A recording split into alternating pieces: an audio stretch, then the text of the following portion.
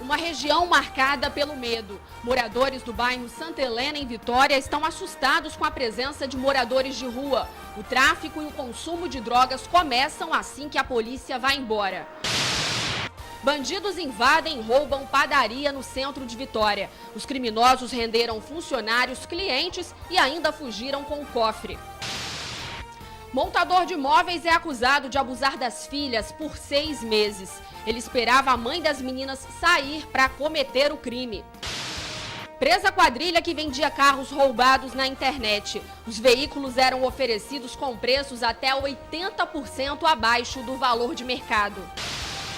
Câmeras em caixas eletrônicos. Os equipamentos eram usados para roubar senhas e clonar cartões dos clientes. A quadrilha fez vítimas em vários estados. Pai e filho na cadeia. Eles são suspeitos de matar e queimar uma dona de casa em Cariacica. A vítima teria discutido com os dois por causa de uma viagem em família. Teto de posto de combustíveis desaba em Vila Velha. Campanha conscientiza a população sobre os perigos da dengue. A doença já matou pelo menos 22 pessoas no estado esse ano. Será que beber durante as refeições atrapalha a digestão? E comer banana ajuda a evitar cãibras? A Gabi esclarece esses e outros mitos no quadro Nutridicas.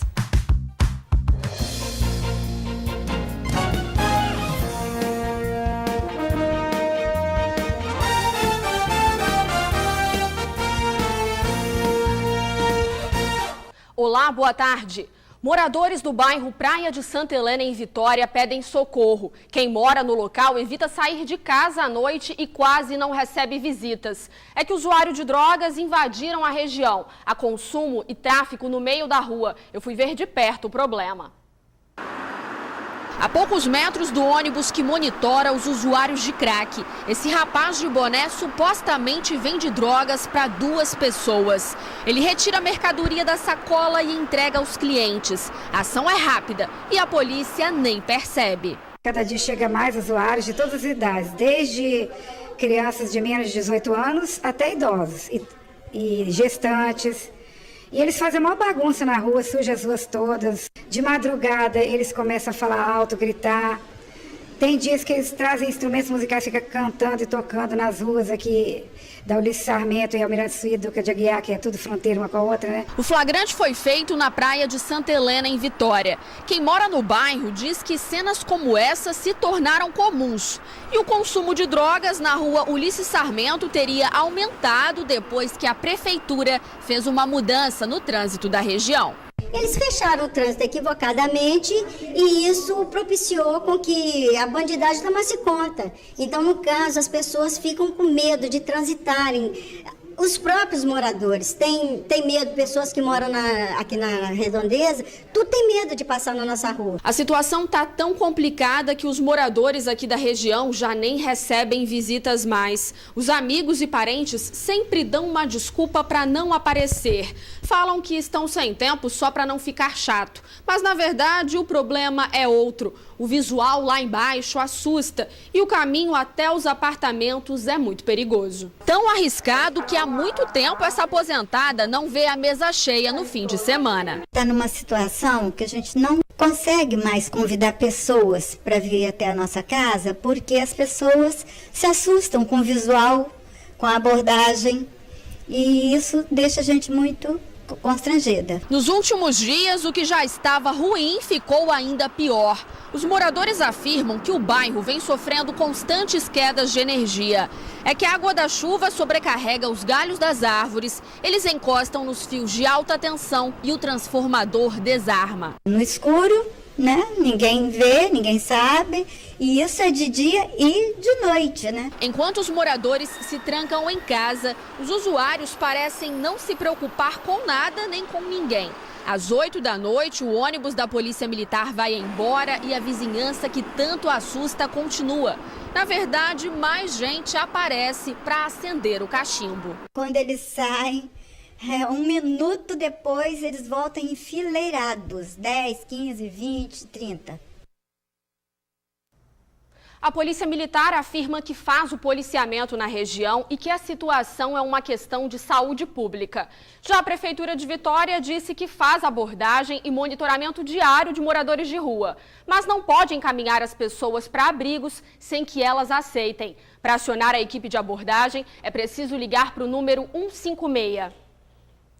Padaria é assaltada pela 4ª vez no centro de Vitória. Os bandidos levaram o cofre do estabelecimento. Acompanhe comigo na reportagem de Luciana Light. Os bandidos chegam na padaria que fica no centro de Vitória às 5h50 da manhã. Imagens de câmeras instaladas na Praça Costa Pereira flagraram parte da ação dos criminosos. São pelo menos 5 homens. 2 deles estavam armados, segundo as vítimas. Um invade o estabelecimento assim que a segurança abre uma das portas. Ele pula a grade e logo depois os comparsas também entram. Eles rendem a mulher e outros 3 funcionários que tiveram os celulares roubados. Clientes e funcionários de outra loja também são obrigados a entrar no estabelecimento. Todos foram levados para a parte de cima da padaria onde estava o cofre. 12 minutos depois, os assaltantes saem do local carregando o cofre. O homem de branco é um padeiro que foi obrigado a ajudar os bandidos. Eles levam o cofre até o carro que estava estacionado um pouco mais à frente e fogem. As vítimas conseguiram anotar a placa do veículo e repassaram à polícia, que rapidamente foi até o local. Devido ao fato, as viaturas intensificaram o patrulhamento no local. Já foram em seguida logo para a padaria para poder verificar o fato. E nisso a gente constatou, a gente chegou na padaria, a nossa guarnição chegou na padaria e logo as vítimas já apontaram em direção que os meliantes prosseguiram em fuga, né? Os bandidos seguiram pela mesma rua do estabelecimento e fugiram por cerca de 1,5 km até abandonar o carro com as portas abertas aqui na subida do Morro da Piedade. Eles ainda conseguiram tirar o cofre do veículo e subiram uma escadaria. Só que como o cofre pesa muito, cerca de 150 quilos, eles resolveram abandonar e esconder ele em um matagal. A polícia só conseguiu encontrar o cofre graças às marcas que foram deixadas pelo caminho. Durante o patrulhamento a gente verificou que tinha alguns riscos na escadaria. E nisso a gente subentende-se, né, que era o cofre, que era muito pesado, talvez eles tentaram arrastar. Nisso a gente foi seguindo os rastros, né, e com isso a gente alcançou aí o cofre. O cofre foi levado para a Delegacia Regional de Vitória. Dentro do carro usado pelos criminosos, a PM encontrou 2 toucas ninja. O veículo não tinha registro de furto ou roubo. Os bandidos conseguiram fugir. Bem, a Polícia Militar disse que o centro de Vitória conta com diversas modalidades de policiamento e que realiza operações para prender criminosos. A PM pede para que as vítimas registrem as ocorrências na delegacia. Um montador de móveis foi preso acusado de abusar das próprias filhas. Ele esperava a mulher sair de casa para agir. O crime só foi descoberto depois que as meninas contaram tudo para a mãe.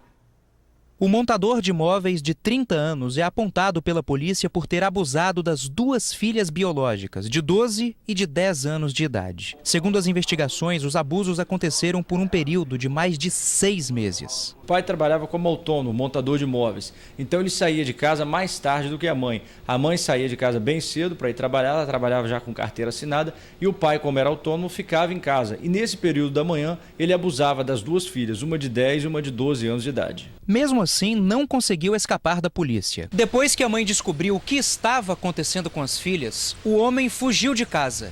Ele ficou 2 semanas desaparecido. Em uma das vítimas, a de 12 anos, os exames do departamento médico comprovaram conjunção carnal. A partir das filhas, ou seja, ela foi procurada pelas 2 filhas, as vítimas, e as vítimas então relataram tudo o que acontecia no interior da residência. É importante ressaltar que mesmo sem esse laudo, as 2 condutas caracterizam estupro de vulnerável, e o acusado vai responder por 2 estupros de vulnerável, cada um deles com pena de 8 a 15 anos de reclusão. A família mora no município da Serra. As vítimas estão sob os cuidados de uma instituição que oferece atendimento psicossocial. O homem teve a prisão temporária decretada. Ele vai ser recolhido no centro de triagem de Viana, vai aguardar preso a conclusão do inquérito policial e o indiciamento. Certamente o Poder Judiciário decretará a prisão temporária, a prisão preventiva dele. Ele vai aguardar preso ao julgamento e vai responder pela pena de 8 a 15 anos de reclusão em cada um dos estupros. O suspeito foi encaminhado ao presídio. Agora vamos ver uma reportagem sobre um crime que vem chocando muito, as pessoas. Eles instalavam câmeras em caixas eletrônicos para roubar senhas e clonar os cartões de clientes. O esquema era feito em supermercados, shoppings e até em agências bancárias. Parte do grupo foi preso. Nesta primeira imagem é possível ver a ação da quadrilha em um caixa eletrônico localizado em um supermercado em Cariacica. Perceba a rapidez com que os criminosos instalam um dispositivo similar à parte frontal do caixa eletrônico. Com este equipamento, a quadrilha capturava senhas e dados dos cartões das vítimas que eram enviados remotamente para um computador ou smartphone utilizados pelos criminosos. Em uma outra ação, a polícia identificou esta modalidade. Primeiro, câmeras eram instaladas na parte superior do caixa eletrônico. Na sequência, um dispositivo era encaixado no compartimento onde é inserido o cartão. Desta maneira, a quadrilha visualizava todo o procedimento realizado pela vítima e roubava os dados pessoais. Por todo o histórico aqui da delegacia, esse tipo de modalidade é o mais sofisticado. Nós até então não tínhamos registro, principalmente de uma modalidade que eles utilizam, um equipamento que filma vários ângulos, onde também estamos disponibilizando essas imagens. Ele filma vários ângulos da tela quando o usuário, o cliente, está operando para poder coletar todas as senhas e contrassenhas. A quadrilha também agia aplicando outros tipos de golpes. Uma segunda modalidade que eles também utilizavam era através do... Eles ligavam para as vítimas, avisava que tinha uma premiação, e aí para receber essa premiação a vítima tinha que depositar um determinado valor numa conta. E a terceira modalidade, que muitas vítimas acabaram caindo, eles ligavam para a pessoa falando que o cartão de crédito da pessoa havia sido clonado. E aí a pessoa deveria quebrar esse cartão e um integrante da quadrilha, ia até o local para recolher esse cartão quebrado que era reutilizado na compra. No Espírito Santo, a quadrilha agiu 9 vezes. Em cada ação foram feitas pelo menos 70 vítimas. Um prejuízo incalculável. Em 3 meses de investigação, a Polícia Civil identificou que a quadrilha agiu em outros 6 estados brasileiros, além do Espírito Santo, sendo eles Paraíba, Ceará, Brasília, Rio de Janeiro, Minas Gerais e São Paulo, onde a quadrilha foi detida. Pedro Alcântara Batista, José Felipe de Lourenço Araújo, João Roberto Basílio Júnior e Isidoro Félix Batista foram presos no aeroporto de Guarulhos. A polícia investiga outros envolvidos. Faltam 3 elementos aí que também já estão identificados e a gente está trabalhando junto com a Polícia Federal e a Polícia Civil de São Paulo para também efetuar essa prisão desses 3 elementos que faltam. Então fica aí o alerta, Se você percebeu algum saque na conta ou compra no cartão que não fez, procure a polícia e registre uma ocorrência. Nesta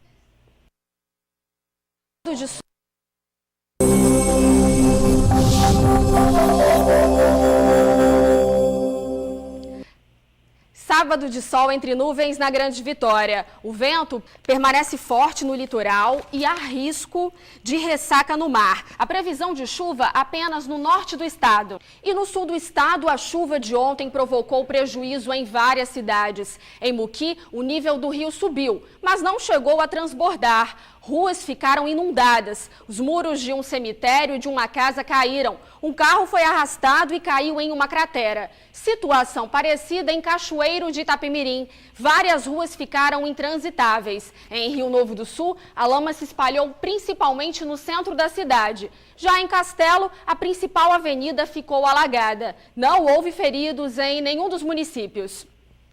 E com toda essa chuva, é preciso ficar de olho também na dengue. O mosquito se reproduz na água parada. Hoje teve campanha para alertar a população.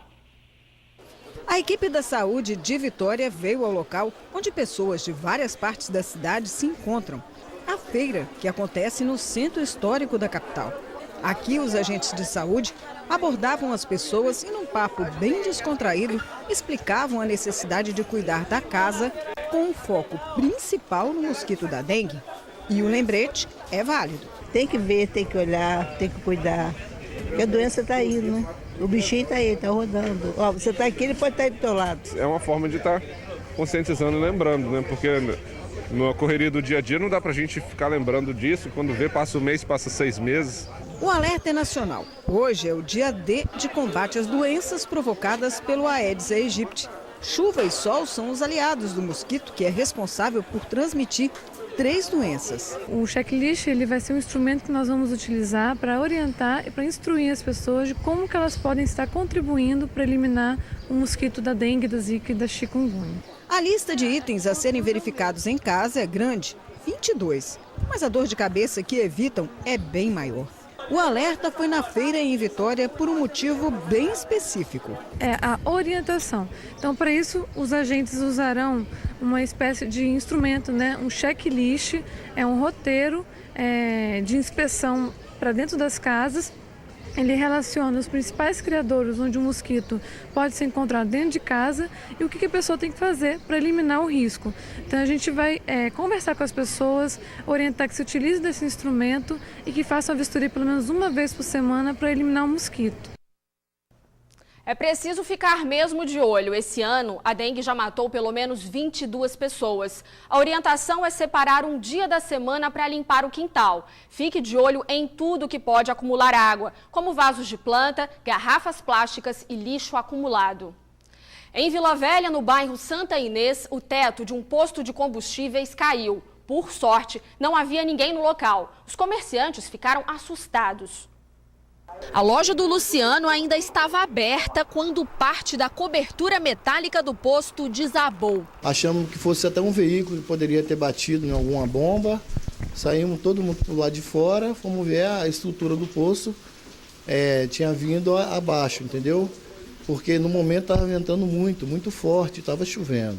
O posto funciona 24 horas e o acidente aconteceu por volta de 7h30 da noite. Nesse horário, o movimento costuma ser muito bom. Ontem foi diferente. Não havia nem funcionários, nem clientes. No momento não tinha carro nenhum, porque estava chovendo também, né? Eles deram muita sorte nessa hora, né?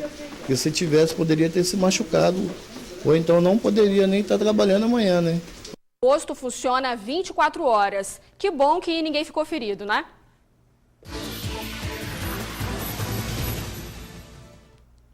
Sábado também é dia de falar de emprego aqui no TN. Se você está em busca de uma oportunidade, corre e pega a caneta. A Center Recursos Humanos oferece vagas para atendente comercial, auxiliar administrativo, auxiliar de recursos humanos, auxiliar de serviços gerais e consultor de vendas. Cadastro pelo site centerrh.com.br.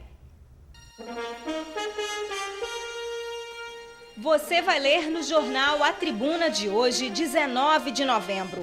Quadrilha invade 600 contas de clientes de bancos no estado. Aqui na foto principal, modelos se emocionam ao ver o mar pela primeira vez. Prefeitura vai propor prédios mais baixos em 19 bairros. Motorista que atropelou o cachorro é indiciada por maus tratos. Uma hora de chuva alaga ruas na Serra. E você vai ver também na edição A Tribuna deste sábado no AT2, Bela Guerreira cheia de fé, 12 dias de descontos e promoções em 1000 lojas. E no Sobre Rodas, Top 10 do Salão do Automóvel.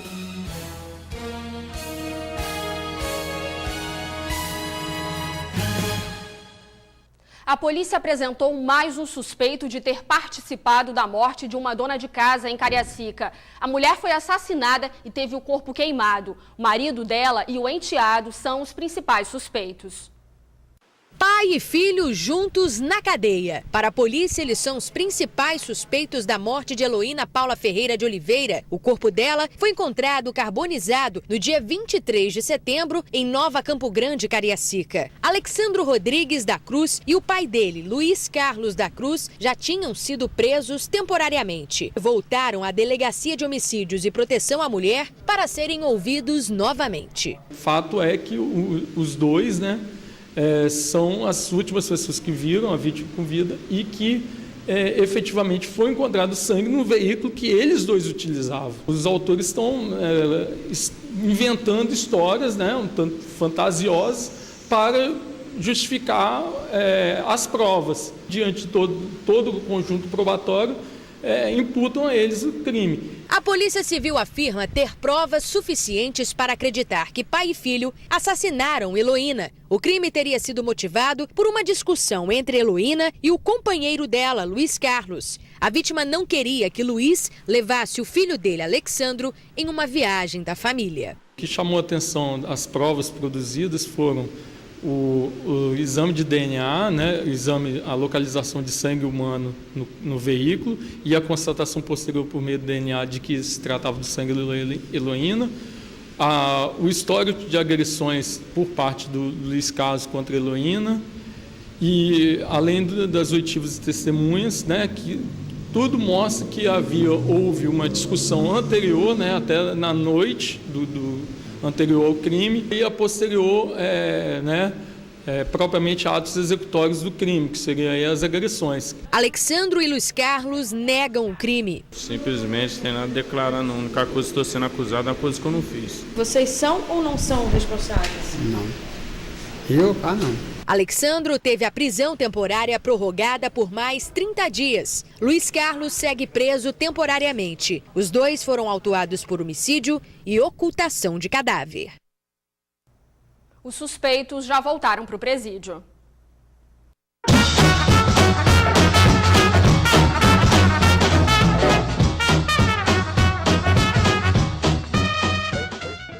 Olá, amigos! Está começando mais um Nutridicas e hoje a Gabi vai desvendar alguns mitos e verdades que rondam aí pela internet, né, Gabi? Preparada? Preparada, Luísa. Vamos lá. É verdade que a banana reduz cãibra? Super verdade, Luísa. A banana é riquíssima em potássio e isso ajuda muito no processo das cãibras, mas vale lembrar que a água de coco também ajuda muito nesse processo. A água de coco tem 2 vezes mais potássio do que a banana. Alimentos livres de gorduras são melhores para quem busca emagrecimento. Mito ou verdade? Mito. A indústria, quando retira a gordura dos alimentos, na sua grande maioria, aumenta a concentração de açúcar e isso pode ser muito prejudicial para o nosso organismo. E isso pode levar à resistência à insulina, ao desenvolvimento do diabetes tipo 2, aumenta a predisposição à depressão, à ansiedade e também leva ao ganho de peso. Por isso, muito cuidado ao ingerir os alimentos zero gordura. Margarina é mais saudável que manteiga? Mito. A margarina, no seu processo de fabricação, ela passa por um processo de pasteurização que leva à formação de gordura trans. Por isso, na hora de escolher entre a manteiga e a margarina, prefira sempre a manteiga. Beber líquido durante as refeições faz mal?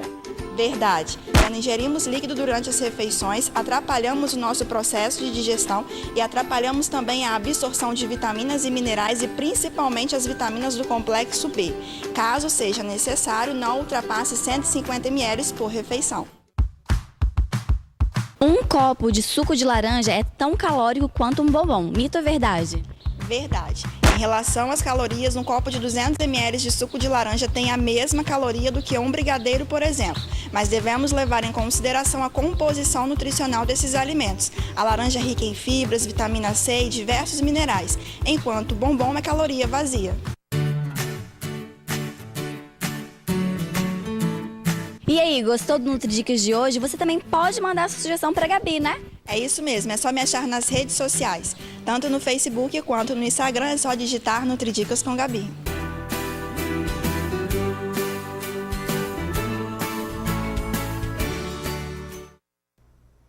O TN volta em 1 minuto, não saia daí. A gente vai ver agora aquela reportagem sobre uma quadrilha que vendia carros roubados na internet. Acompanhe comigo.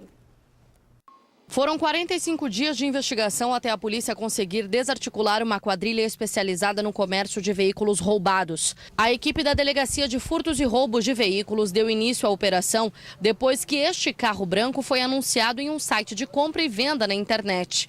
O veículo era vendido por R$15 mil, sendo que o valor de mercado dele é de aproximadamente R$60 mil. Começamos a monitorar essa associação criminosa. Na última semana, iniciamos uma negociação mais mais incisiva com membros dessa associação criminosa, o que culminou na data de ontem na prisão de todos os envolvidos. 4 pessoas que faziam parte do esquema foram presas na Serra.